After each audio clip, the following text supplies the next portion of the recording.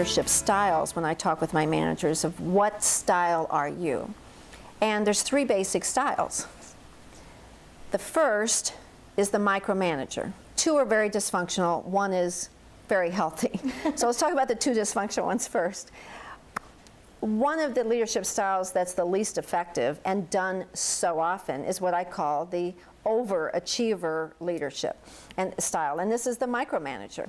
This is the manager who's very successful, very results oriented, definitely highly competitive, and wants to win. And those are good traits. However, they don't know how to create any bench strength. They don't want to let anyone go. They don't want anyone to make mistakes, and they're in everything. If you're the micromanager and you tell me something's due Friday at 10 o'clock, I mean, I'm going to get a reminder tomorrow and the next day, and then you're going to stop by my desk. And so what happens is slowly I stop accepting responsibility. I don't have to be responsible for myself. You're on my back all the time. You're watching me all the time.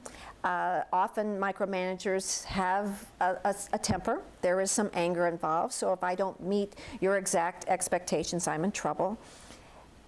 But the thing as an employee that I'm going to miss the most from you is the freedom to explore who I am, the freedom to learn what my strengths are. My life is so busy trying to please you and do it your way that I never will become an individual. And the problem for a company or an organization with micromanagers is when these people are gone even for a week, there's no one to step to the plate. They haven't created healthy, confident, proactive risk takers that will step to the plate and say, look, they're gone, no problem. They taught us how to do this. So that is one leadership style definitely to avoid.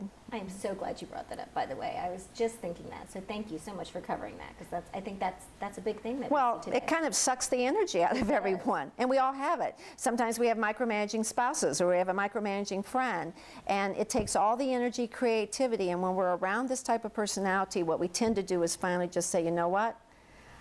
Why should I even think anymore? My brain is gone. Obviously, no one cares about my ideas. I'm going to do what I'm told, but I'm not going to do any more. And in the end, everybody loses. When everyone loses. Totally. Everyone loses. Let's do the second dysfunctional style. The second dysfunctional style would not appear on the outside to be a, quote, bad manager. This is the really nice person. Nice guy, nice woman. They give you the shirt off their back.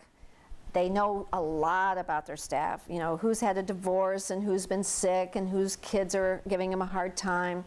Very involved, very much into motivation and incentive and parties, and they want to create a team. So these are all the good things. There's some really good things. The problem is with the nice manager, they don't want confrontation. They're very concerned about making any waves, and the biggest problem is they want to be liked.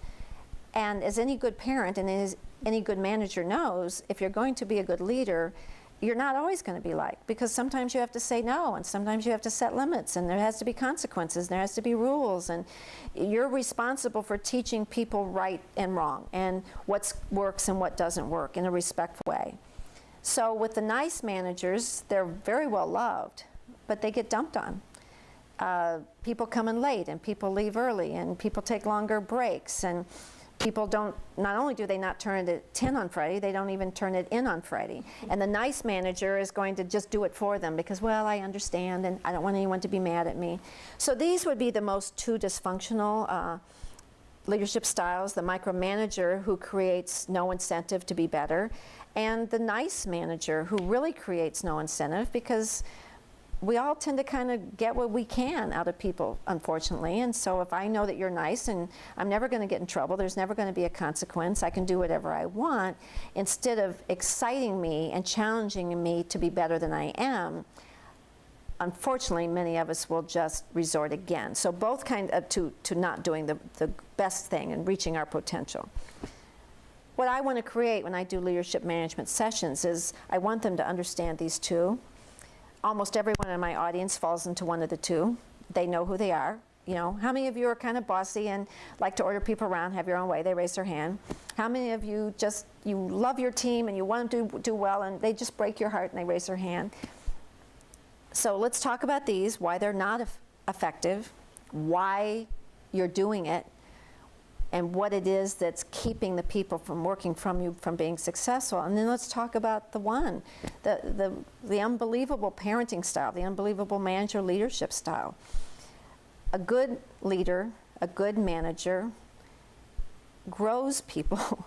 They challenge people, they motivate people, they allow people to take some risks and maybe make some mistakes, and they're there to mentor them and coach them and teach them and train them and cheer them on. And yet they're also there to say no, to set limits, to set boundaries, to have consequences.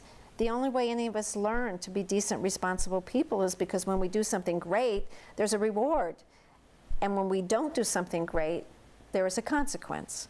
And that's how our brains work. And we learn, gee, I don't think I'm going to do that again. I think I'm going to do this. So the psychology of human behavior comes to play again when it comes to being a great manager and being a great leader, understanding who you are. And once you understand who you are, then you'll be able to transfer and translate that into creating employees that are absolutely amazing.